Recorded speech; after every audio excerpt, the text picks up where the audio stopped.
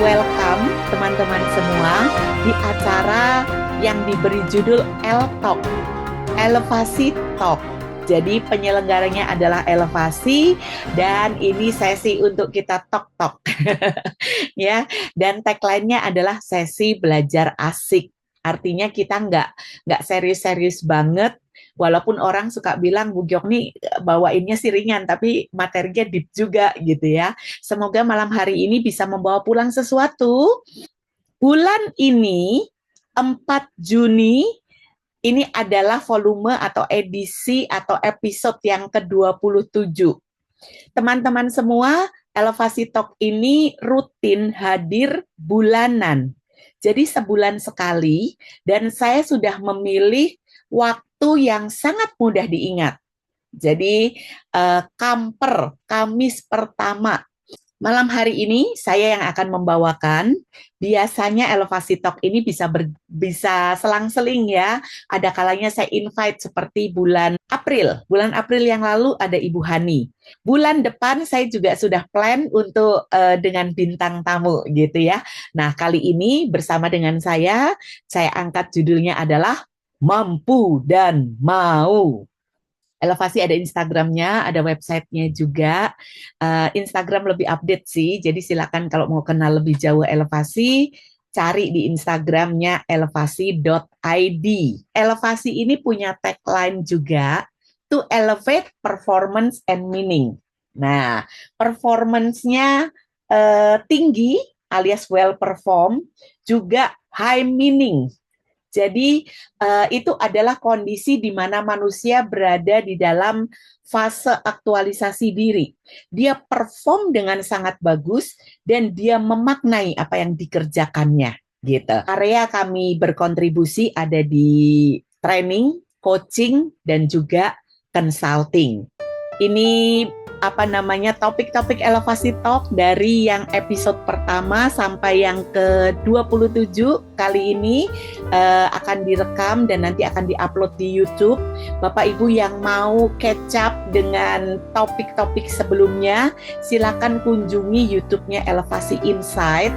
Di sana semua topik-topik dari Elevasi Talk ada. Silakan kunjungi YouTube, subscribe juga.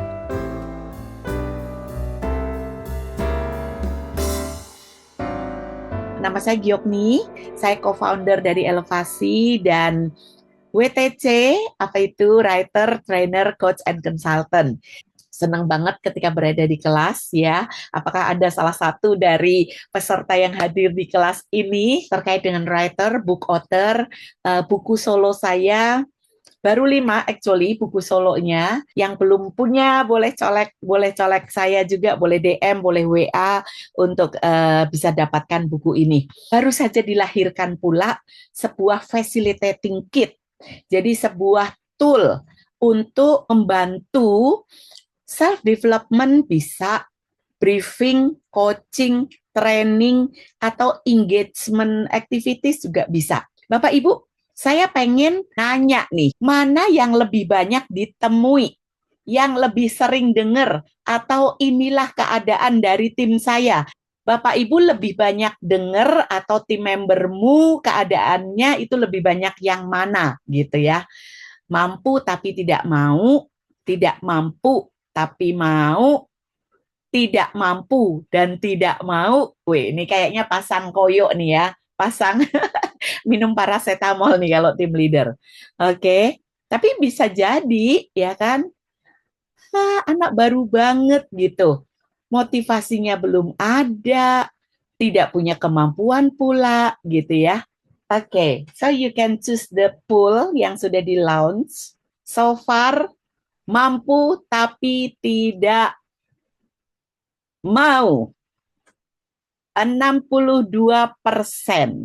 Bahkan lebih dari 2 kalinya dari yang tidak mampu tapi mau. Kesimpulannya adalah banyak dari teman-teman semua yang bilang bahwa lebih banyak yang anakku tuh mampu tapi tidak mau. Atau bisa juga saya juga nih, sebenarnya aku tuh bisa tapi kok masih males aja ya. Jadi malam hari ini yang mau kita omongin, boleh ngomongin diri sendiri, dalam arti kita sedang melakukan reflektif, ya kan? Atau kita juga bisa lagi membawa potret dari tim member kita. Bapak Ibu, kesimpulan tadi dari polling tadi adalah banyak yang anak-anakku mampu, tapi tidak mau. Saya akan mengawali sesi ini dengan sebuah cerita. Saat itu teman-teman Amerika sedang punya proyek untuk pergi ke luar angkasa, pergi ke bulan. Nah, presidennya pada saat itu adalah Presiden John F. Kennedy. Nah, dia berkunjung ke NASA Space Center, tempat latihannya para astronot. Lalu si John Kennedy ini dia ketemu dengan seorang yang bawaannya begini nih alat kerjanya. Bisa ketik teman-teman. Ayo biar kita ada ininya ya, apa namanya, ada aktivitasnya, terutama yang memungkinkan untuk ngetik, jadi biar nggak bosen. Yuk ketik. Profesinya apa nih? Cleaning service. Yes, cleaning service. Janitor. Cleaning service. Yes. Terima kasih sudah mewakili nih, kayaknya setuju ya. Soalnya yang dibawa nih alat-alat bersih-bersih. Presiden John F. Kennedy ini ketemu orang ini.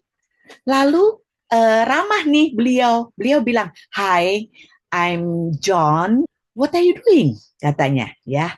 Nah, jadi ditanya nih, "Hey, aku Presiden John gitu ya. Aku John dan apa yang sedang kau lakukan?"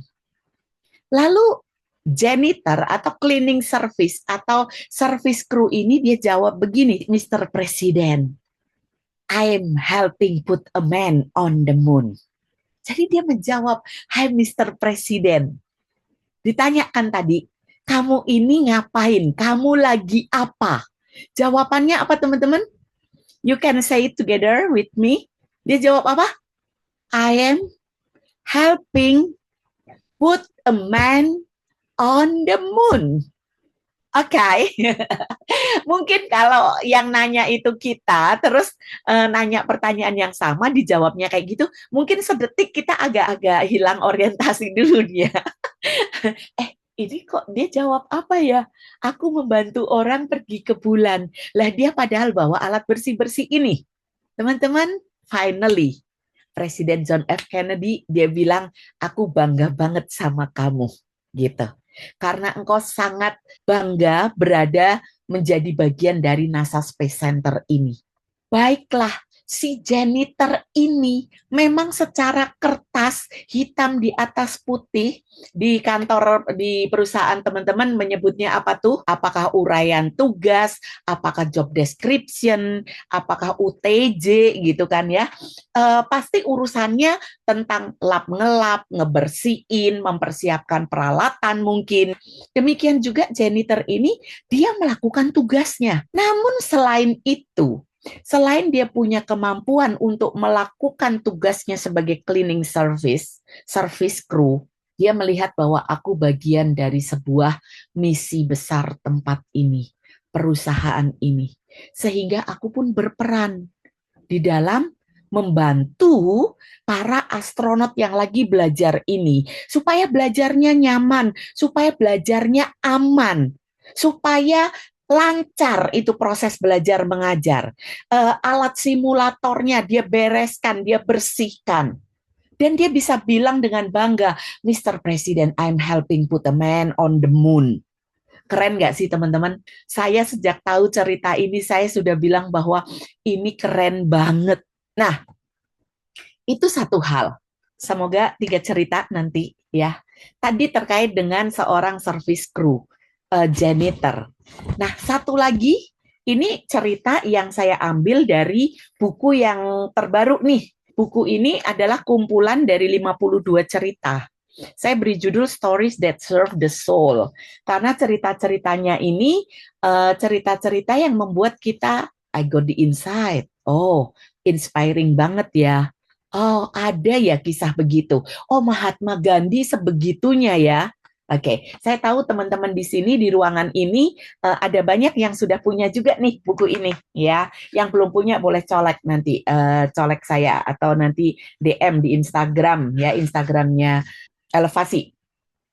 Teman-teman, saya mau bacakan. Ini sebuah kisah nyata di mana saya dan Pak Cantana waktu itu mendampingi sebuah contact center, dan salah satu kisah yang diceritakan dengan menurut saya sangat wow gitu ya adalah kisah ini. Itu adalah pizza, teman-teman. Saya akan bacakan kisahnya.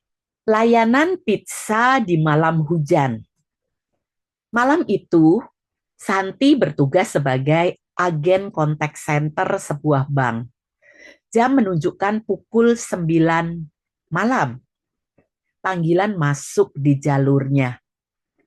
Suara hujan terdengar jelas di balik sambungan telepon. Seorang nasabah lanjut usia menghubungi dengan suara ragu. Setelah data terverifikasi, ia berkata pelan, saya baru check-in di losmen di kota kecil. Ternyata di sini tidak ada restoran. Saya dan istri lapar, tapi kami tidak punya aplikasi pesan makanan. Adik bisa bantu kami? Ini bukan pertanyaan tentang saldo atau transaksi. Namun ia tahu yang dibutuhkan nasabah itu malam ini adalah pertolongan. Baik, Pak. Kita cari sama-sama ya, ujar Santi tenang. Santi menelusuri opsi satu persatu hingga menemukan restoran pizza yang buka 24 jam dan bersedia mengantar ke lokasi di mana nasabah berada. Ia membantu menjelaskan arah dan memastikan pesanan dapat diterima. Di ujung telepon, sang nasabah tertawa kecil. Layanan bank sekarang sampai jadi layanan pesan pizza ya. Terima kasih, Dek. Kami tidak akan lupa kebaikan ini. Kami tidak akan pernah pindah bank juga. Telepon ditutup. Hati Santi terasa hangat, walaupun ruangan kerjanya sepi dan dingin. Ia baru sadar, melayani dengan sepenuh hati kadang berarti melangkah sedikit di luar peran demi tetap setia pada kemanusiaan. Siapa yang dapat sesuatu? Siapa yang hatinya tersentuh? Siapa yang ngerasa bahwa apa yang dilakukan Santi ini mungkin saja tidak banyak yang melakukannya. Apalagi tadi teman-teman banyak menjawab, mampu tapi tidak mau. Itu polling yang tadi berhasil kita kolek sama-sama ya. Artinya bisa jadi seperti si Santi tadi sebagai agent contact center sebenarnya punya kemampuan untuk menolong. Tapi kemauan itulah yang seringkali tidak dimiliki. That's why tadi teman-teman banyak yang memilih itu mampu tapi tidak mau. Bisa sih aku tolongin tapi ogah ah. Kalau memang bisa dibikin repot, ngapain dibikin mudah? Hello, semoga tidak terjadi pada kita semua di sini ya, walaupun ada terjadi di sana-sana. Oke, teman-teman keren nggak sih? Yang keren kasih love dong. Aku pengen lihat nih. Thank you Kak Nur Latifa. Thank you Pak Gunarso. Thank you Kak Bunga. Jadi teman-teman ini kisah nyata dan saya masih punya banyak lagi cerita-cerita sebenarnya ya. Oke, di buku ini ada sebagian yang kisah nyata, ada sebagian yang kisah nyatanya dalam arti saya memang datang ke klien, saya memang ada di kelas di mana ada sharing itu disampaikan oleh pelakunya atau supervisornya. Tapi juga ada kisah-kisah yang memang legend gitu, kayak Mahatma Gandhi itu bisa ditemukan di mana-mana ya di internet. Ray Kroc juga ada, ya, kisahnya si Ritz Carlton itu juga ada gitu ya. Kenapa saya menulis buku tentang yang banyak berhubungan tentang service? Karena salah satu background dari pengalaman kerja saya pernah berada di tim yang membangun budaya layanannya BCA, teman-teman. Makanya banyak banget bersentuhan dengan kisah-kisah kasus-kasus yang berhubungan dengan service excellence. Oke, kita sudah sampai di kisah yang kedua. Kita sudah ngeliat ada sebuah kemampuan yang ditunjukkan, ada sebuah kemauan yang juga mendampingi kemampuan itu. Ya, tadi yang janitor juga demikian. Janitor itu melakukan tugasnya dengan sangat baik dan dia punya kemauan, bahkan ada sebuah makna yang menemani pekerjaannya gitu ya. Oke, nah kisah yang ketiga, saya cepat saja ya. Buku pagar, buku pagar pernah saya info juga. Stok saya sudah nggak banyak, tapi kayaknya penulis yang lain masih punya beberapa stok ya. Kalau teman-teman berminat. Nah, buku pagar ini adalah buku antologi. Buku antologi waktu itu saya ajak teman-teman, akhirnya kita bersepuluh bikin buku ini, ditulis oleh para meta coach ya, seperti saya, Kak Novi, ini adalah meta coach gitu ya. Kami nulis pengalaman kami masing-masing atau ekspertisnya kami masing-masing, dan salah satunya saya nulis terkait tentang pagar nauin pelanggan. Yang saya angkat adalah terkait tentang betapa kita itu perlu listening. Kita perlu peka terhadap kebutuhan pelanggan. Nah, hubungannya apa dengan topik malam hari ini? Mampu dan mau. Artinya gini, teman-teman. Sebuah kemauan menjadi sesuatu yang kritikal sekali, yang akhirnya ketika kemauan dikombin dengan kemampuan, maka yang terjadi adalah pelanggan yang ngerasa bahwa dia betul-betul diperhatikan, dia betul-betul diistimewakan. Di bab yang terakhir, karena saya penulis yang ke-10, jadi yang penutup dari buku antologi ini, saya angkat dua hal. Yang pertama, bagaimana Blue BCA Digital, karena dia adalah bank digital, awalnya dia tidak membuat kartu fisik, tapi dia mau membuka telinganya untuk mendengarkan kemauan, keinginan, aspirasi dari nasabah. Dan nasabah bilang, kami masih mau kartu fisik. Dan akhirnya dibuatlah kartu fisik. Artinya, kenapa kartu fisik bisa ada? Karena ada sebuah kerelaan hati untuk mendengarkan, lalu kemudian mereka mau, ada willingness untuk mewujudkan. Ditambah dengan kemampuan untuk memproduksi itu. Saya menulis di sana. Di situ juga ada pakem-pakemnya ya, dalam arti ya ada juga ya hal-hal yang perlu diperhatikan. Tidak semuanya berarti yes yes yes gitu kan. Oke. Lalu yang kedua, saya datang ke minimarket hanya mau membeli paracetamol dan air minum. Dan buru-buru pasti gitu ya. Oke, pokoknya dua itu aja. Aku ambil barangnya dan ku taruh di meja kasir. Nah, yang saya ambil itu air minum dingin, teman-teman. Aku ambil dari chiller gitu ya. Lalu paracetamol kan biasanya ada di dekat kasir gitu ya. Saya ambil, saya taruh di meja kasir situ. Tahu nggak? Kasir tidak langsung lakukan tugas dan tanggung jawabnya, yaitu scanning barang itu.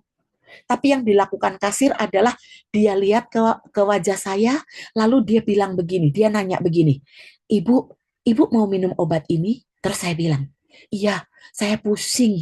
Terus dia bilang apa? Ibu, saya tuker pakai air yang nggak dingin? Boleh, bersedia? Oh, terus langsung saya jawab, oh boleh banget Kak, tadi aku cepet-cepet aku nggak nemu sih gitu.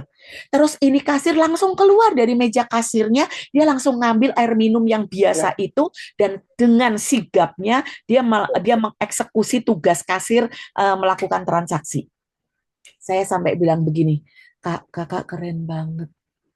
Makasih ya.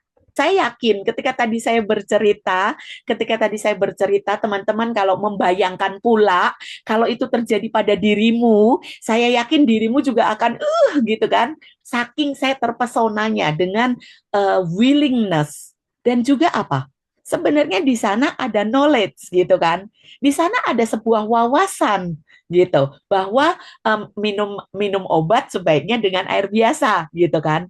Artinya dia punya knowledge, lalu mata dia melihat, hati dia tergerak dan dia do an action ya. Oke, dia melakukan actionnya, dia minta izin dulu ke saya gitu kan, dia melakukan actionnya dan sungguh itu membuat saya terpesona betapa yang namanya kemampuan, punya product knowledge, punya wawasan, punya keterampilan, ditambah dengan punya kemauan, itu adalah kombinasi yang bikin si pelanggan itu sudah bisa bilang kamu keren banget gitu. Oke, saya merasa terbantu sekali, saya merasa diistimewakan oleh si kasir ini. 4 statement yang kemungkinan besar mewakili dari apa yang teman-teman lihat di tim gitu ya, atau di sekeliling gitu, atau pada diri sendiri. Ini contoh yang pertama kan diri sendiri nih, gitu ya.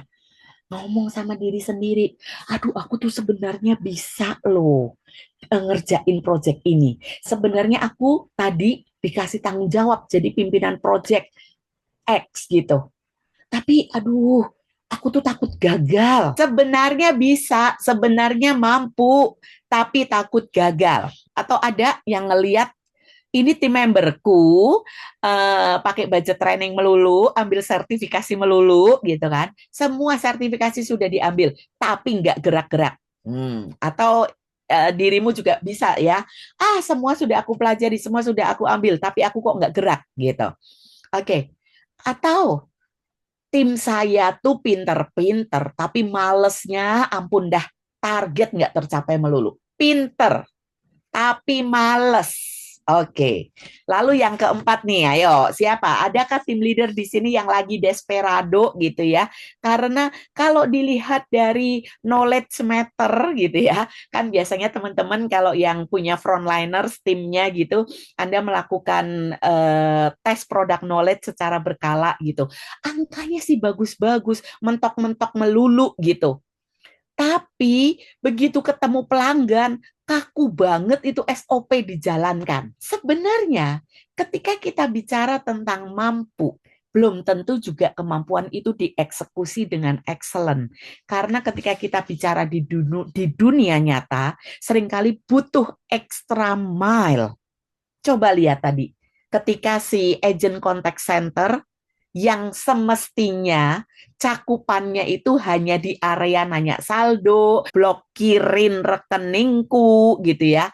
Tapi dia rela untuk mencarikan restoran 24 jam, rela untuk menggait kakek nenek nasabah dari bank ini, dan itu di luar dari job desk actually. Tapi dia mampu melakukan, dan apalagi kalau malam ya teman-teman, malam biasanya memang load-nya lebih rendah kalau di contact center gitu. Dia punya kemampuan ekologis untuk dilakukan gitu, dan dia melakukannya si agent ini. SOP hafal satu hal ya, product knowledge perlu dikuasai, yes betul, tapi juga perlu adanya kemauan ya, kemauan. Mari kita lihat teman-teman, ketika dianalisa, artinya apa? Ada sebuah kemampuan. Mampu sih, tapi ketika ada unsur takut, maka apa yang terjadi? Dia tidak akan bertindak. Ketika ada takut yang menghalangi kemauan, jadi yang namanya willingness itu ada penghambatnya, yaitu rasa takut. Nah, takut itu kalau kita teliti lebih jauh lagi, kita digging lebih dalam lagi, takut itu bisa saja yang bersangkutan ketika diajak ngobrol. Nah, ada kata kunci nih teman-teman. Ketika diajak ngobrol, secara implisit, saya mau bilang kepada teman-teman semua di sini, para tim leader, supervisor, manager, ngobrolkah dirimu? Ngobrol nggak sama mereka? Coaching tipis-tipis nggak sama mereka? Coaching beneran nggak sama mereka ya? Coaching tipis-tipis kan bisa sambil ngobrol gitu aja, nggak perlu yang pakai serius banget, formal banget gitu ya. Dicari tahu nggak takutnya kenapa? Jangan-jangan ketika diajak ngobrol sedikit aja, muncul tuh. Iya Kak, soalnya aku satu-satunya anak dari keluarga besarku, aku satu-satunya anak yang kerja sama orang. Semua kakak, adik, ponakan, sepupu, semua mah pada bisnis sendiri, pada dagang gitu Kak. Jadi aku yang kerja profesional begini. Jadi aku kayak ya nggak pede aja sih. Atau bisa jadi engkau yang saat ini hadir bukan dari corporate, bukan kerja di perusahaan, tapi engkau adalah entrepreneur gitu kan. Tapi kemudian engkau berpikir begini, iya sih aku sebenarnya bisa sih dagang, buka toko. Tapi keluargaku tuh PNS semua. Ada unsur apa di sana? Ada unsur ketakutan. Ada unsur sebuah keyakinan yang dipegang bahwa kalau dari keluarga PNS nggak akan sukses ketika dia jadi pengusaha gitu. Nah, jadi di balik takut yang membuat dia takut gagal, yang akhirnya dia tidak bisa maju, tidak bisa lepas, ya, unleash his or her potential karena takut ketika digali bisa karena belief, karena keyakinan yang tidak memberdayakan, keyakinan yang menghambat dia. Aku dari keluarga yang pedagang, aku kok sekarang kerja sama orang. Jadi begitu dikasih project yang sangat apa namanya, sangat profesional gitu, sangat corporate gitu ya, dia merasa takut gagal gitu. Atau dia berpikir gini, kalau gagal aku bisa dianggap apa? Dianggap apa dong? Nah, jadi artinya apa? Oke, apa yang kau lihat pada dirimu ketika gagal? Iya, aku kan jadi kayak yang malu banget gitu. Oke, jadi apa maknanya gagal buatmu?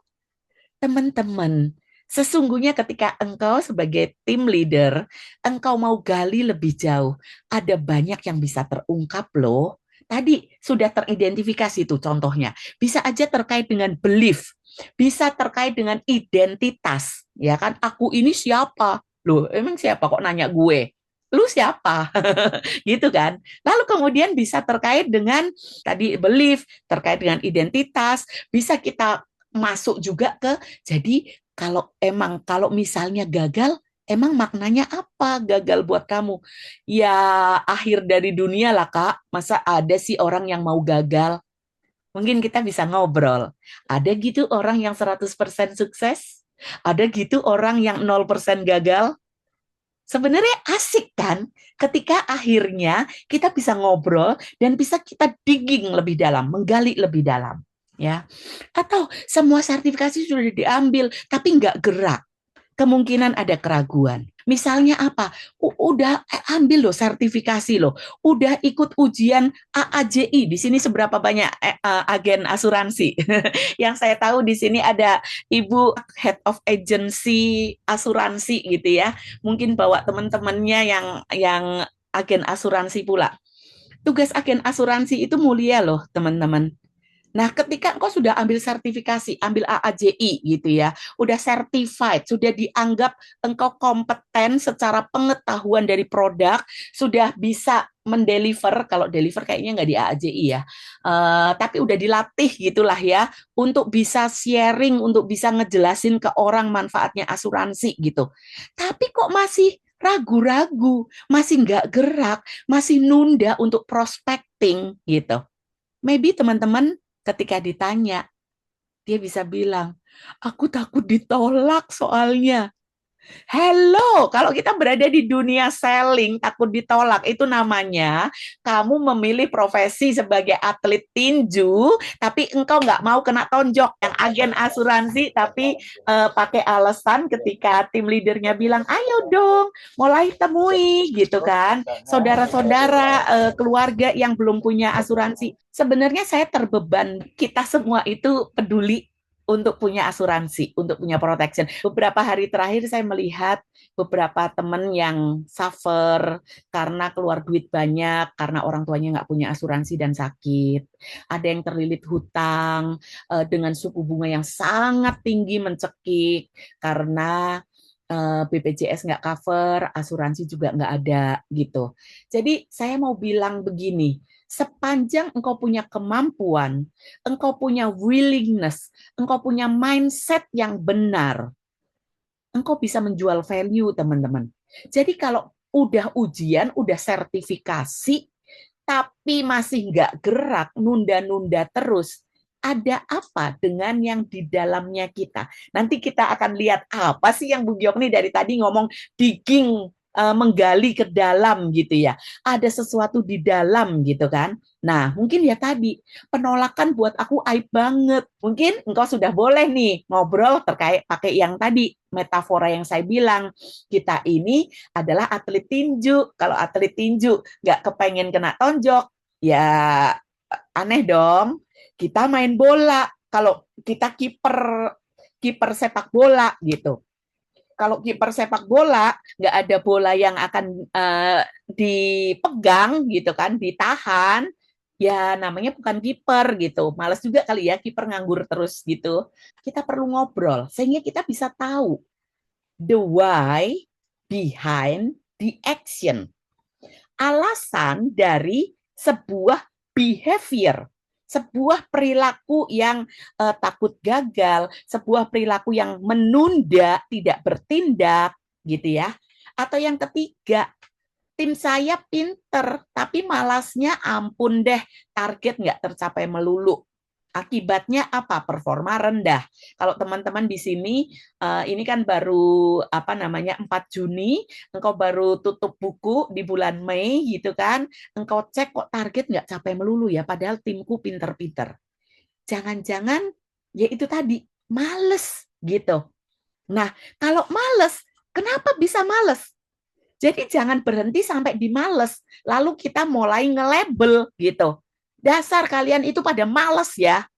Udah stop sampai di situ saja. Teman-teman, tugas seorang leader, tugas seorang manajer adalah build people. Nah, engkau membangun orang-orang.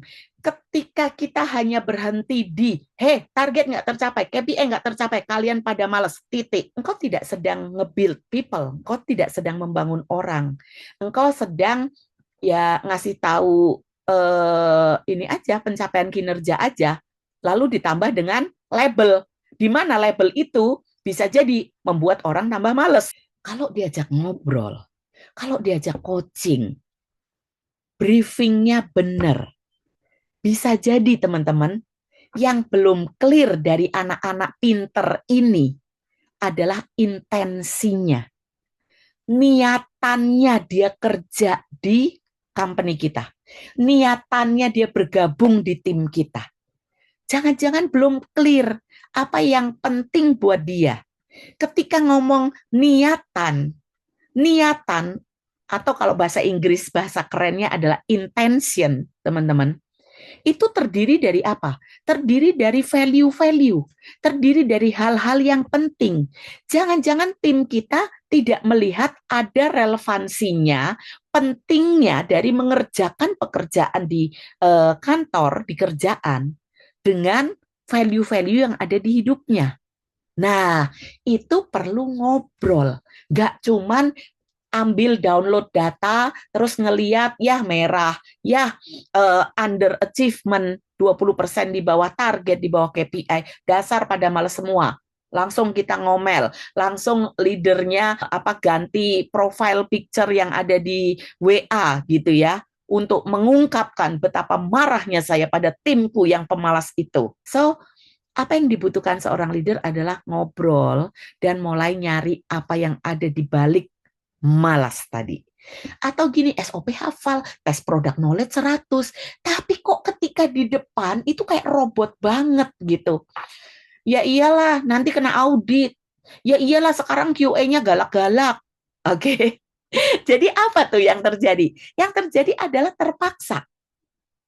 Kalau terpaksa berarti yang diberikan adalah sesuatu yang minim banget, secukupnya aja.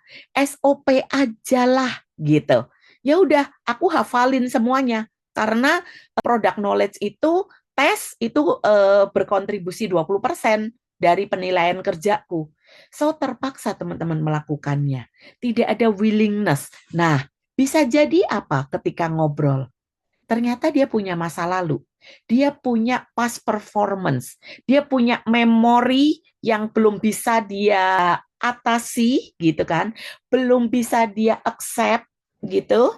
Ketika dulu dia merasa disakiti karena orang lain tidak memperlakukan dia dengan baik. Dia bilang bahwa saya tidak pernah ditolong. Tapi apakah iya? Tidak pernah. Kalaupun tidak pernah, apakah berarti kamu tidak akan menolong? Oke, so teman-teman, menarik banget sebenarnya. Saya ngepretelin dari contoh 4 ini aja, teman-teman. Kita sudah bisa gali-gali banyak hal sesungguhnya. Dan ketika kita ngomong takut, ragu, malas, terpaksa, sehingga tidak muncul willingness, sehingga tidak muncul kemauan untuk menambah kemampuan. Kalau tadi ada yang menjawab pula misalnya apa? Tidak mampu dan tidak mau.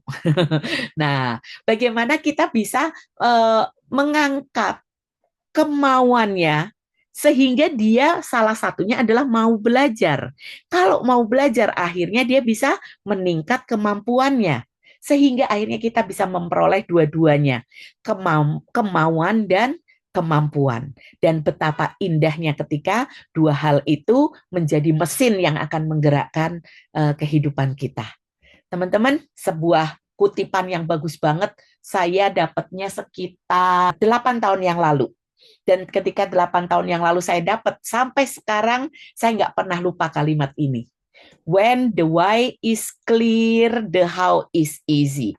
When the why is clear, how is easy. Nah, teman-teman, coba pikirkan, benar nggak? Kalau kita punya alasan kuatnya, kita bisa dapetin hal terpenting. Itu tuh membuat aku jadi termotivasi. Maka ketika aku termotivasi, maka aku akan cari cara. When the why is clear, aku bisa ngeliat ini arahnya kemana. Aku bisa ngeliat ketika aku lakukan prospecting, itu adalah arahnya ke aku menjadi orang yang bermanfaat. Ini arahnya ke kebahagiaan keluarga. Ini arahnya ke aku jadi manusia yang bertanggung jawab. Pada saat intensi seseorang itu betul-betul jelas bisa dilihat. Dan itu selaras. Dan itu dibantu oleh Anda, para tim leader. Atau Anda sendiri, kalau memang untuk dirimu, engkau mampu menyusun. Apa pentingnya Gyokni mengajar? Oh, supaya banyak orang yang ngerti sesuatu yang baru. Apa pentingnya? Buat Gyokni, orang lain itu dapat sesuatu yang baru. Aku ngerasa bahwa aku sudah bermanfaat. So, buat Gyokni, kebermanfaatan itu penting. Sehingga ketika Gyokni menemukan bahwa mengajar itu bisa selaras dengan rasa kebermanfaatan, dan apa pentingnya kebermanfaatan buat Gyokni? Aku jadi orang yang puas, yang melimpah kebahagiaannya, gitu. Oke, ternyata mengajar itu bagian dari membuat diriku berlimpah kebahagiaannya. Kalau begitu, ketika ada hambatan di mengajar, saya akan cari cara. Ketika ada sesuatu yang tantangan yang perlu aku hadapi di dalam mengajar, aku akan mengingat, bukankah mengajar ini bagian dari membuat orang lain ngerti sesuatu yang baru, bagian dari Gyokni yang bermanfaat, bagian dari Gyokni yang mendapatkan kebahagiaan yang berlimpah-limpah. Kalau memang demikian, kenapa tidak aku usahakan untuk mengatasi tantangan itu?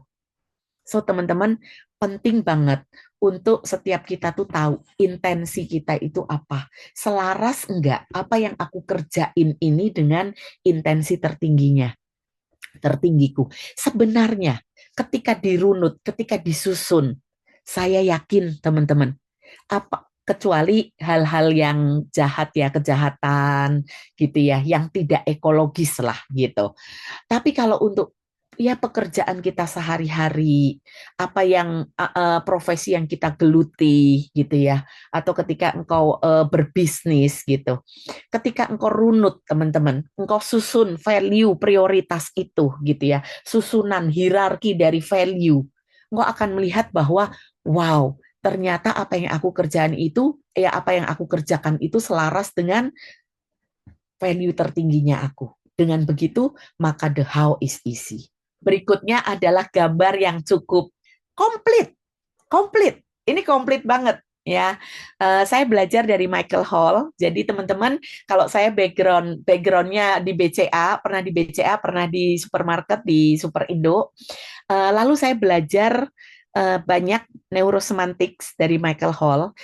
Sesuatu yang ada di dalam, berkali-kali tadi saya bilang digging, menggali ke dalam, ngobrollah dan cari tahu apa yang ada di dalam gitu. Maka teman-teman, apa yang tadi saya ceritain itu adalah istilah-istilah ini, niatan tadi, intention. Intensinya apa? Jadi ketika kita ngelihat kok ada willingness yang perlu, ada kemauan yang perlu dipompa dari tim memberku, maka bagaimana intensinya? Apa pentingnya ketika melakukan sesuatu itu? Pernah nggak kita nanya ke tim member kita tentang hal ini? Pernah nggak kita menyusun value-value, hal yang kita anggap penting, kita identifikasi value-value itu dari apa yang kita kerjakan. Kalau saya nggak nganggap penting value tentang memberdayakan potensi manusia, maka saya nggak akan nyemplung di dunia training berlama-lama, teman-teman. Di dunia training, coaching gitu ya. Saya nggak akan berlama-lama di industri ini.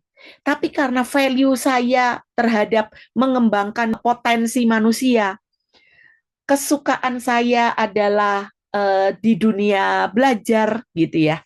Belajar sesuatu yang baru, maka akan lahir kreativitas-kreativitas yang terkait dengan training dan coaching gitu. Terkait dengan kebermanfaatan membuat potensi manusia itu tergali dan manusia jadi manusia-manusia yang berdaya gitu. Lalu meaning artinya adalah makna, teman-teman. Manusia bertindak atau merespon bukan dari fakta-fakta yang ada, tapi dari makna yang dilekatkan pada fakta itu. Coba saya ulang ya. Manusia bertindak atau merespon bukan dari fakta-fakta yang ada, tapi dari makna yang dilekatkan pada fakta tersebut. Contoh nih, faktanya adalah nilai tukar US hari ini berapa? Menembus 18 gitu ya. Oke, itu fakta kan teman-teman? Tapi yang bikin kita jengkel, kesel, atau bikin kita khawatir, panik, membuat kita cuek aja, itu kan bukan faktanya. Tapi makna yang kita tempelkan pada si 18.000 itu kan. 18.000, gile, tinggi banget. Itu kayak kita kembali ke tahun yang zaman itu. Lalu kemudian respon kita apa? Respon kita jadi khawatir, ditambah kesel. Gimana sih ini pemerintah nggak lakukan sesuatu? Ayo, bikin kejelasan dong. Iklim investasi, trust. Waduh, oke. Saya cuma mengutip aja, saya cuma ngasih contoh doang aja ya. Tapi teman-teman, benar kan? Respon kita, either itu kesel atau panik. Itu karena kita menempelkan makna dari sebuah fakta. 1 USD sama dengan 18.000. Itu kan kalau 18.000 kan sekedar fakta aja. Tapi begitu kita memaknainya sebagai indikasi atas bla bla bla bla bla bla. Wah, yaitu bla bla bla blanya itu yang akan membuat kita merespon tertentu. Setuju nggak sih sampai di sini, teman-teman? Meaning itu kerennya luar biasa. Powerfulnya luar biasa. Artinya, sebuah fakta, yang namanya angka, itu netral. Tergantung dari kita mau naruh meaningnya seperti apa. Oke? Kalau misalnya tadi, temuin dong orang-orang yang membutuhkan solusinya kita, gitu. Aduh, aku takut ditolak, Kak. Aku takut ditolak, Bu, gitu. Soalnya ditolak itu kan malu ya. Ditolak itu kayak aib gitu loh, kayak cacat gitu loh. Aku pengennya begitu aku nawarin ya semuanya oke. Berarti dia memaknai penolakan sebagai yang tadi dikatakan. Tapi orang yang lain, fakta yang sama nih tentang penolakan. Anak ini dia bisa bilang gitu, ya Kak, hari ini udah 2 yang nolak, tapi nyengir gitu kan. Artinya, dia merespon penolakan itu, dia memberi makna atas penolakan itu sebagai sesuatu yang, kenapa kamu ditolak tapi nyengir? Terus dia bisa ngobrol gitu. Iya Kak, soalnya baru aku tahu. Ternyata kalau ujuk-ujuk aku ngomong persyaratan, ya tentu aja orang langsung kabur. Wah, berarti kamu maknai sebagai apa penolakan tadi pagi ketemu dengan si ibu yang nolak kamu itu tadi? Iya Kak, aku belajar. Jangan ujuk-ujuk ke persyaratan Kak. Kita mesti jual dulu value-nya kita. Asik sekali bukan? Ketika teman-teman bisa ngobrol, ketika teman-teman bisa punya sebuah momen untuk menggali ke tim member kita. Kita akhirnya bisa tahu, oh kenapa sama-sama penolakan, sama-sama ditolak, tapi dua anakku ini yang satu nyerah, yang satu malah nyengir, malah merasa dapat sesuatu, dapat pembelajaran karena makna yang ditempelkan dari sebuah fakta. Lalu kemudian misalnya ketika ditolak, ya aku siapa gitu kan?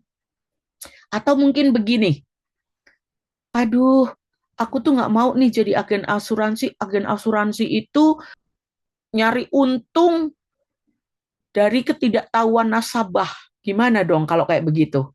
Dia pasti nggak akan maju karena konflik batin.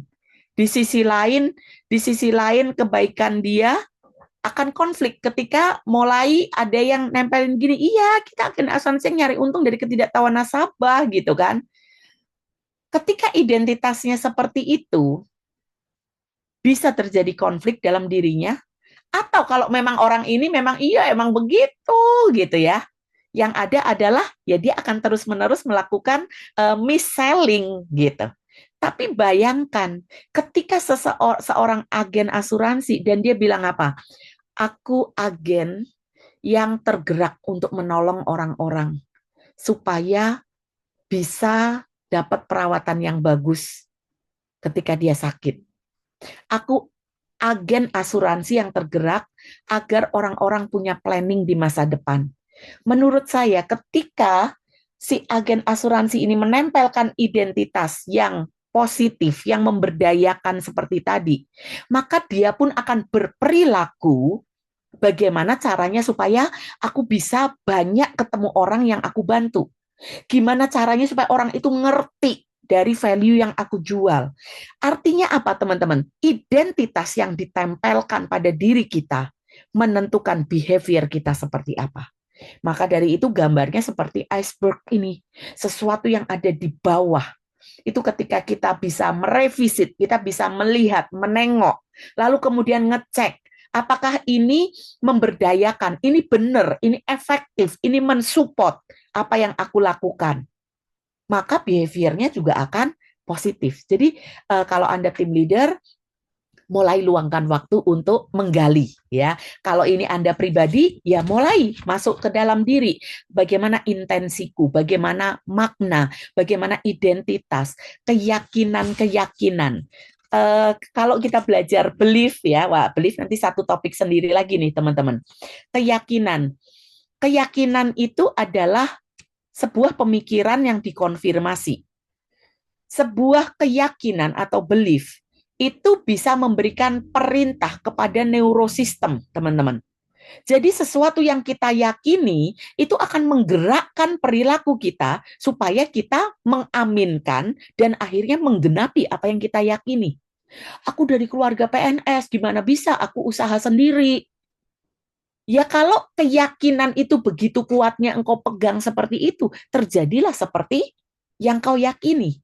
Jadi betapa pentingnya engkau ngerjain apa, keyakinan yang engkau pegang atas apa yang kau kerjakan itu sejalan atau enggak. Kalau nggak sejalan, yang ada maju 1 langkah, mundurnya 2 langkah, teman-teman. Misalnya keyakinan pada industri ini tuh nggak akan berkembang gitu. Kalau engkau punya keyakinan itu dan engkau masih bekerja di situ, ya kan? Maka yang ada adalah sebuah state yang pesimis, teman-teman. Lalu apa yang dilakukan? Karena tahu gitu bahwa industri ini nggak berkembang lah, ini mah buat batu loncatan aja. Kemungkinan besar apa yang kita lakukan secukupnya saja. Jadi betapa pentingnya untuk ngelihat belief seperti apa yang kita pegang. Ini belief bukan berarti keyakinan agama ya, sebuah keyakinan aja, pemikiran yang dikonfirmasi gitu. Termasuk metafora, teman-teman. Metafora itu sebuah punya kekuatan yang dahsyat gitu. Metafora atau perumpamaan itu pengaruhnya besar. Kalau kita menyimbolkan dengan sesuatu, pasti kita memetaforakan dengan sesuatu yang kita sudah sangat kenal, sudah sangat familiar gitu. Nggak mungkin kita memetaforakan itu seperti planet Zumakus yang baru ditemukan. Planet Zumakus, apa ya maksudnya? Nggak ngerti, nggak mungkin ya. Memetaforakan pasti ke sesuatu yang kita udah kenal. Misalnya, pekerjaan kita itu sebenarnya seperti sumur, tempat kita nimba air, tempat kita mendapatkan penghidupan. Jadi, kalau kita masih mengandalkan sumur ini, jangan ludahi sumur kita ini. Oke? Nangkep? Apakah di sana ada metafora, teman-teman? Ada kan? Oke? Metaforanya adalah sumur buat ngambil air, gitu. Buat ngambil air. Maka ketika aku masih mengambil air dari sumur ini, berarti perlu aku jaga dong kebersihan sumur ini, keberlangsungan sumur ini, supaya terus bisa menghasilkan air dan aku tetap terus bisa menimbanya. Kalau engkau ludahi sumurmu, engkau ngomong jelek tentang perusahaanmu, gitu. Lah gimana? Masih kerja di situ, tapi ngejelek-jelekin pula. So maumu apa? Ngambil air yang terkontaminasi oleh ludahmu sendiri atau bahkan ludah rame-rame gitu. Apakah make sense metafora saya ini? Masuk akal? Jadi teman-teman penting banget untuk punya metafora dan metafora yang memberdayakan kita, yang membuat kita jadinya oh iya ya, berarti aku perlu ngejaga gitu. Dua buku ini teman-teman, buku Happy to Serve sama Stories That Serve the Soul, buku ini mengandung banyak cerita-cerita yang ada unsur metaforanya. Ya, jadi karena apa? Metafora itu bagus banget gitu, punya kekuatan yang dahsyat. Termasuk background memori ya masa lalu kita. Apa sih hal baik yang begitu berkesannya ketika aku berada di pekerjaan ini? Teman-teman mengingat prestasi yang sudah kita peroleh, nggak apa-apa, asal jangan hidup terus-menerus di sana. Tapi kalau mengingat, lalu kemudian iya ya, dulu aja aku bisa loh, ketika masih semi manual, sekarang udah otomatis banget, udah dibantu banget gitu. Dulu tuh bisa loh, ketika nggak dikasih database untuk aku bisa call hot prospect gitu. Dulu aku masih nyari-nyari sendiri, itu pun aku bisa loh. Nah, coba cari sesuatu yang akan menyemangatimu karena engkau pernah melakukannya, engkau pernah berhasil di masa lalu. Gitu. Ya, expectation itu juga sesuatu yang menarik. Apa yang kau harapkan dari pekerjaan ini? Apa sih yang aku bayangkan kalau aku melayani dengan excellence? Apa yang aku bisa bayangkan ketika banyak team leader atau store manager atau branch leader pakai kit ini? Apa yang aku bayangin? Orang-orang akan menantikan saat-saat briefing. Wah, tim leader nggak pusing lagi cari bahan-bahan briefing. Wah, ternyata obrolan mereka jadi bukan cuma obrolan ya nyanyi-nyanyi TikTokan nggak jelas, tapi ternyata obrolan yang bisa digging, menggali ke dalam, dan akhirnya membuat tim member jadi pada excellent gitu kerjanya. Aku sudah bisa membangun orang. Wow, apa ekspektasi kita atas apa yang kita kerjakan? Giving permission. Kalaupun engkau misalnya pindah kerja, aku sekarang pindah kerja ke tempat yang perlu shift kerjanya. So, apakah engkau giving permission, memberi izin pada diri bahwa untuk certain period ini, maka waktu kerjaku perlu ada penyesuaian. Oh, apa yang aku maknai ketika aku ada shift di hari libur misalnya, atau aku ada shift yang berangkatnya siang, selesainya malam. Oh, aku bisa antar anak dulu berangkat sekolah. So, engkau memaknai fakta dan maknanya memberdayakan sehingga engkau happy melakukannya. Itu yang disebut bahwa ada sebuah happiness ketika melakukan pekerjaan. Tidak dengan terpaksa, tidak dengan ngomel-ngomel atau blaming. Decision dan strategi ini juga sesuatu yang ada di dalam, teman-teman. Lalu juga awareness, kesadaran akan aku punya kompetensi seberapa tinggi. Masih kurang apa lagi yang perlu aku tambah? Siapa sih yang menerima output dari pekerjaanku? Lingkungan seperti apa sih yang membutuhkan pekerjaanku atau solusi dariku? Solusi yang aku berikan ini dampaknya apa ya? Buat unit kerja yang terima pekerjaanku. Nah, teman-teman, ketika kita punya waktu untuk merenungkan apa dampak dari solusiku bagi si penerima manfaat, saya yakin ada sebuah kebahagiaan. Mihai Csikszentmihalyi, dia adalah psikolog positif. Dia mempelajari the secret of happiness. Orang bahagia ketika apa? Dia berkontribusi dan dia berprogres. Nah, jadi sesuatu yang terkait ke sana pasti akan membuat orang happy. Orang happy akan termotivasi, teman-teman. Ada kartu-kartu, saya membuat facilitating kit yang tadi saya sudah tunjukkan, yang dari bahan denim seperti ini, gitu ya. Dan di dalamnya salah satu sectionnya atau segmennya itu ada 31 kartu. 31 kartu meta question yang membantu kita kalau mau dipakai untuk diri sendiri atau mau dipakai untuk coaching atau briefing tim member kita, teman-teman, ya kan? Ada 31 jenis pertanyaan yang isinya campuran dari item-item yang ada di bawah iceberg tadi, teman-teman. Ya. Jadi ketika saya menyusun 31 ini ya sudah didasari pada pengetahuan atau praktek-praktek yang saya sudah belajar dari Michael Hall, Neurosemantics, di mana akhirnya kartu-kartu ini bisa membantu kita untuk bisa nanya sesuatu yang penting gitu, yang menggugah gitu. Misalnya, solusi apa yang kuberikan bagi pelanggan?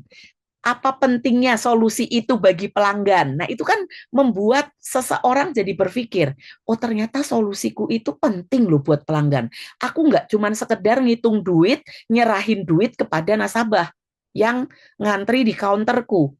Tetapi aku bagian dari membuat cash flow perusahaan dari nasabah itu menjadi menjadi lancar. Dia punya uang kembalian, dia punya uang untuk membiayai sesuatu yang perlu cash gitu. Aku bagian dari cash manajemennya si nasabah. Itu kan besar, teman-teman. Nggak cuman sekedar aku ngitung duit, aku ngasih duit dengan tepat. Nggak cuman sekedar itu. Tidak hanya sekedar kemampuan mengeksekusi peran kasir atau teller, tapi aku punya willingness to help, kemauan yang membantu. Aku punya motivasi, aku punya kebahagiaan melakukannya, gitu ya. Nah, jadi salah satu yang saya develop itu adalah kartu-kartu meta question yang membantu untuk kita bertanya terkait dengan apa sih yang memotivasi, yang membuat orang mau gitu. Ini yang mau saya perkenalkan. Sebenarnya pernah ada satu sesi di mana saya memperkenalkan ini, tetapi ada sesuatu yang surprise yang saya akan sharing kepada teman-teman. Ketika mampu dan mau itu menjadi satu, maka excellent yang akan kita peroleh. Toolkit Happy to Serve ini membantu banget teman-teman. Buat apa? Buat briefing tim, buat coaching, buat training, buat mendevelop tim kita, buat membangun service culture juga, buat sesi reflection, buat activities untuk engagement. Nah, karena apa? Karena lengkap banget. Di dalamnya ada apa saja. Kalau ini digelar, makanya saya bilang kalau tertutup ukurannya cuman segitu tuh, 17 kali 23 gitu. Tebelnya 4,5 cm gitu. Tapi kalau terbuka jadi 3 kalinya karena terdiri dari 3 segmen. Di mana ada apa? Ada kartu foto. Karena saya mengangkat sebuah konsep the power of phototherapy. Ada kartu-kartu foto. Lalu kemudian ada apa? Kartu meta question yang tadi saya katakan ada 31 kartu meta question. Ada kartu state. Oh iya, tadi saya lupa. Ada tulisan state di bawah iceberg yang warnanya ungu pink tadi ya. Pinkish agak purplish itu tadi. Tulisannya adalah state. State adalah mind and body system. Manusia selalu berada dalam state. Kita tidak pernah stateless. Jadi artinya apa? Kemampuan mengelola state itu krusialnya luar biasa. Kita sedang belajar butuh state apa. Kita sedang menghadapi pelanggan komplain, kita butuh state apa. Ya, jadi state management itu penting dan ada 36 kartu state yang saya sudah buat yang bisa digunakan untuk tim untuk mengelola gitu. Aduh, belakangan ini aku stres melulu karena deadline terus gitu kan. Karena deadline-nya mepet-mepet, atasan minta banyak banget gitu kan. Laporan ini, laporan itu gitu. Oke, kalau stresnya ditambah stres, gua stres atas stres gua. Apa yang terjadi, teman-teman? Depresi kan? Stres di atas stres, depresi deh udah gitu. Tapi aku kan nggak mungkin depresi dan ngerjain report itu gitu. Maka stresmu perlu dikelola. Di atas stres engkau perlu apa? Perlu tenang. Nah, jadi kartu-kartu state ini adalah pilihan-pilihan kartu, pilihan-pilihan state yang bisa dipakai untuk, oh, aku perlu state apa nih ketika aku stres? Aku perlu state tenang. Gimana caranya? Nanti kita bisa oh sebenarnya ada L-Talk saya yang ngebahas tentang state. Tapi di training nanti kita akan ngomongin nih lebih jauh tentang state nih, teman-teman. Oke, terus ada apa lagi? Ada quote, ada story, ada metafor karena ada 2 buku yang disertakan di dalam kit ini. Buku Happy to Serve ini banyak konsep terkait dengan service excellence. Ya, ada tentang variabel-variabelnya, perlu memperhatikan 4P, people, process, premises, produk gitu ya. Itu apa saja yang perlu diperhatikan. Lalu kemudian tentang feedback, tentang inovasi itu ada di sini. Dan ada tentang best practices, perusahaan-perusahaan yang sudah melakukan area itu secara excellent, lalu apa yang perlu dilakukan oleh perusahaan, apa yang perlu dilakukan kalau itu individu atau diri kita gitu ya, ada di buku ini. Jadi saya sudah pikirkan tentang the why, the what, and the how-nya ya terkait dengan excellent-nya layanan kita. Kalau story tadi sudah dipraktekkan, sudah saya bacakan juga salah satu cerita dari buku yang Stories That Serve the Soul ini. Happy to Serve ini tidak hanya sekedar sebuah kit, facilitating kit ini saja. Tapi ini akan menjadi optimal ketika apa? Ketika teman-teman mendalami terkait dengan apa? Meta question, terkait state itu apa, gimana cara mengaksesnya dan sebagainya. Lalu kemudian the power of phototherapy, kartu-kartu foto itu psikologi behind-nya apa, metafora itu punya kekuatan seperti apa. Teman-teman, happy to serve, inside out service and performance excellence, di mana sasarannya adalah kita tidak hanya compliance tapi komitmen. Ya, compliance artinya taat aja, SOP aja, tapi juga komitmen. Nggak cuman mampu, tapi juga ada kemauan. Nggak cuman SOP saja, tapi layanan yang kita berikan itu from the heart. Kinerja dan layanan kepada pelanggan menjadi meningkat, bukan karena terpaksa dan dipaksa, tapi karena bahagia melakukannya. Dan teman-teman, catat tanggal mainnya. Ini kejutan. Giokmi jarang banget bikin public class, tapi dorongan hati untuk bisa nggak nggak cuman company-company besar ya yang mungkin bisa bisa in-house dan sebagainya, tapi siapapun Anda, mau dari company cuman kirim satu, kirim dua, kirim lima misalnya gitu ya, welcome. Catat tanggalnya 24 Juni, satu harian dari 9.30 sampai 16.30, di mana di JDC, teman-teman. Jakarta Design Center. Saya nyebutnya apa ya, udah deket Petamburan gitu aja ya. Soalnya kan kadang Gatot Subroto orang mikirnya tuh Gatot Subroto yang Semanggi sana gitu ya. Nah, oke, jadi catat dulu 24 Juni, teman-teman. Siapa yang layak hadir di sesi ini? Supervisor, store manager, service culture team, human capital team, ya kan? Anda coach atau trainer baik profesional profesional yang berdiri sendiri maupun Anda internal coach, internal trainer, welcome ya, profesional ataupun individu. Nah, ini apa yang akan Anda peroleh? Anda otomatis akan mendapatkan kit ini. Kit ini harganya 980.000, teman-teman. Atau kalau dibuletin biar gampang ya sejuta gitulah ya. Sejuta kembali 20.000 gitu. Oke, anggap aja sejuta.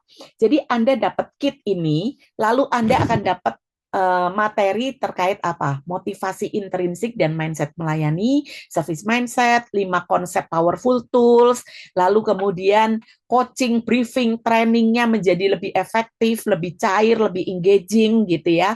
Jadi Anda yang punya bisnis minimarket, bisnis toko, restoran, sangat relevan banget gitu untuk tim leadernya. Ini dia. Silakan boleh scan QR code-nya ya teman-teman.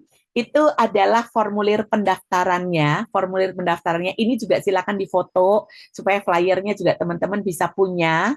Nah, apa sih yang teman-teman bisa dapatkan? Ini saya bilang untuk yang hadir di malam hari ini karena apa? Kalau paymentnya besok sampai dengan jam 5 sore WIB gitu ya. Kalau yang Anda di waktu Indonesia bagian tengah berarti 18.00 WITA gitu ya. Anda bisa dapat 10% diskon. Investasinya berapa? 3,5 juta per orang. Ini sudah termasuk dapat kit yang nilainya 1 juta. Buat teman-teman yang sudah punya kit ini, karena ada banyak ya yang sudah beli di awal ini kitnya, Anda bisa potong 1 juta. Karena kan harga ininya 1 juta. Walaupun dulu ada yang pernah beli dengan harga promo banget gitu ya, nggak apa-apa dipotongnya 1 juta aja gitu ya. Jadi 3,5 juta per orang. Kalau bayar sampai besok sore diskon 10%, teman-teman. Kalau bayarnya sampai dengan Kamis, nggak diskon lagi, tapi dapat bonus buku garis tanda pisah. Buku saya Puisi Pop ini yang banyak sudah memberkati orang juga gitu ya. Ada worksheet-nya untuk diisi. Teman-teman akan dapat bonus ini senilai 120.000 kalau sampai Kamis 11 Juni.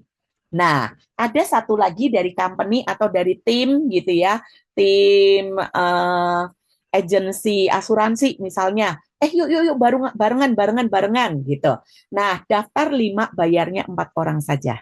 Ya, jadi artinya Anda seakan-akan diskon berapa? 20% ya. Oke. Jadi barengan, daftarnya barengan 5 orang, bayarnya 4 saja. Kalau yang buat individu, silakan boleh langsung malam hari ini, boleh dipikir sampai besok. Yang company, silakan kalau mau propose pakai budget company, silakan gitu ya. Ada tenggat waktunya juga. Dan kalau ada pertanyaan, mari silakan boleh bertanya. Saya excited banget karena sudah cukup lama, ya nggak cukup lama lah, tahun ini sebenarnya ada public class gitu ya, tapi saya jarang banget bikin public class, sudah sangat sibuk dengan in-house di corporate, tetapi senang banget berkesempatan untuk bisa bikin on-site gitu ya, nggak cuman online. Jadi teman-teman yang Bandung ada banyak travel ya buat datang ke Jakarta. Yang pakai pesawat berarti segera booking pesawatnya juga. Oke, dan ya semoga informasi tadi bisa jadi sesuatu yang membuat teman-teman excited gitu ya. Ada yang bertanya boleh silakan. Apakah takut ditolak bisa dengan self talk? Saya termasuk yang tidak terlalu mengandalkan hanya self talk saja. Perlu digali. Yang paling benar adalah digali dari tadi area-area yang tadi. Apa yang dimaknai dari ketakutan itu? Background-nya saat itu seperti apa? Kadangkala ketika takut itu berlebih karena ada sebuah proses ngegede-gedein. Ini yang disebut dengan cognitive distortion. Ya, jadi nggak objektif lagi. Iya, aku selalu ditolak, jadi aku takut. Nah, selalu, tidak pernah. Itu kan membuat orang menjadi apa namanya all or nothing. Nah, ketika diajak ngobrol, ketika proses coaching, itu orang dibukakan yang terkait dengan exaggeration, ya, ngebesar-besarin sesuatu sehingga membuat ketakutan, gitu, ya. Jadi yang paling tepat sebenarnya dibedah dari yang tadi saya gambarkan iceberg itu, Pak Pak Syaifur, gitu, ya. Masalah setelah itu, gitu ya. Setelah itu mau di counter dengan self talk-nya. Dan by the way, jangan sampai self talk-nya aku tidak takut gitu ya. Tidak, nggak bisa karena otak kita tidak mengenal tidak gitu ya. Jadi yang paling benar adalah di review lagi semuanya yang terkait yang ada di deep-nya kita, di meta place-nya kita tadi, yang iceberg tadi yang ada di dalam gitu. Itu sih Pak.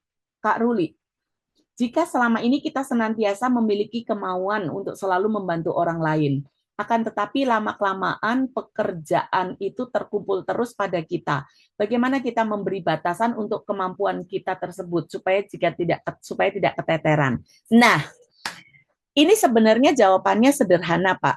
Kalau nggak salah tadi saya beberapa kali memberitahu juga menyebutkan kata itu, yaitu apa? Dicek ekologis enggak, ecological checking. Nah, yang Bapak sampaikan itu kan mirip seperti kalau seberapa kita perlu melakukan servis yang di luar prosedur gitu atau servis ekstra kepada pelanggan kita. Selama itu ekologis. Ekologisnya bisa dilihat dari apa? Sesuai dengan norma enggak? Kalau itu melanggar norma ya jangan. Ya. Apakah itu di dalam melanggar hukum enggak? Secara cost masuk enggak gitu. Secara resources kita masih bisa diusahakan atau tidak. Artinya Bapak akan cek. Kalau Anda pleasing people, lalu terus akhirnya keteteran, akhirnya saya yang tidurnya jadi kurang, ekologis enggak buat saya? Berguna enggak buat saya? Merusak dalam arti baik enggak? Sehat enggak buat saya? Melanggar norma-norma tertentu enggak? Jadi Bapak perlu lakukan ecological checking. Jadi ketika saya bilang willingness, ketika saya bilang service excellence, bukan berarti tanpa batasan. Jawaban saya itu. Semoga membantu Pak Ruli. Tadi Anda sudah foto flyernya dan juga QR code-nya. Silakan welcome untuk kita ketemu di tanggal 24 Juni nanti. Dan kita akan foto bersama sambil saya akan menutup sesi kita yang berjudul Mampu dan Mau dengan gambar dan kata-kata ini. Ketika orang hanya mampu, mereka bekerja. Ketika orang mau, mereka berinisiatif. Yuk, kita baca yang terakhir. Ketika orang mau dan mampu. Mereka menampilkan performa unggul, bermakna, dan berdampak.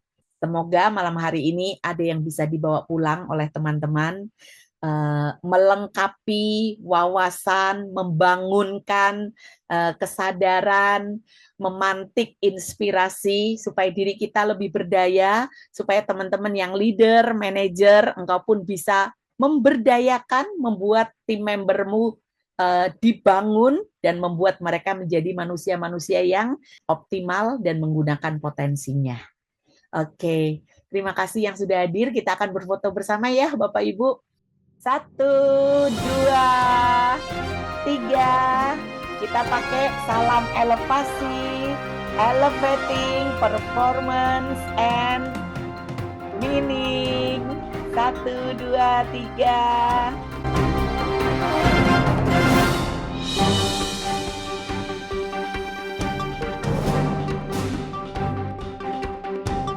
Terima kasih semuanya.